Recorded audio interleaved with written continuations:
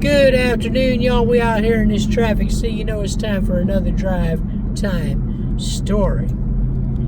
So Wendell's a farmer, and he's got this pet rooster, and the rooster's name is Chuck. And he's really attached to this rooster. He takes this rooster everywhere he goes.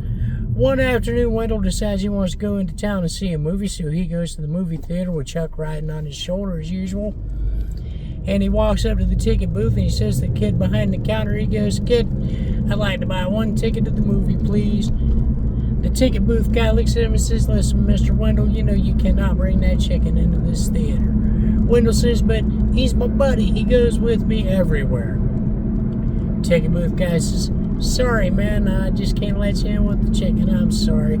So Wendell goes around the corner, shoves Chuck down the front of his coveralls, goes back up to the booth and says, "All right, young man, I'd like to buy one movie ticket, please."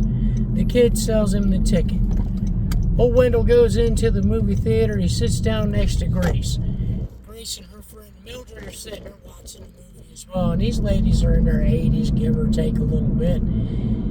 And Wendell's sitting there enjoying the movie, and all of a sudden Chuck gets to getting a little restless. So Wendell undoes the front of his coverall so Chuck can stick his head and his neck out and see the movie. Well, Grace looks over and she goes, "Oh, wow." Then she looks at Mildred and she goes, Mildred, "I think this man next to me is a pervert." Mildred goes, "Grace, how do you know he's a pervert?" Grace says, "Well, he's got his willy out. And it's really strange." Mildred goes, "What do you mean it's strange? You've seen a million willies in your day if you've seen one. What's so different about this one?" She says, "Well, this one's eating my popcorn."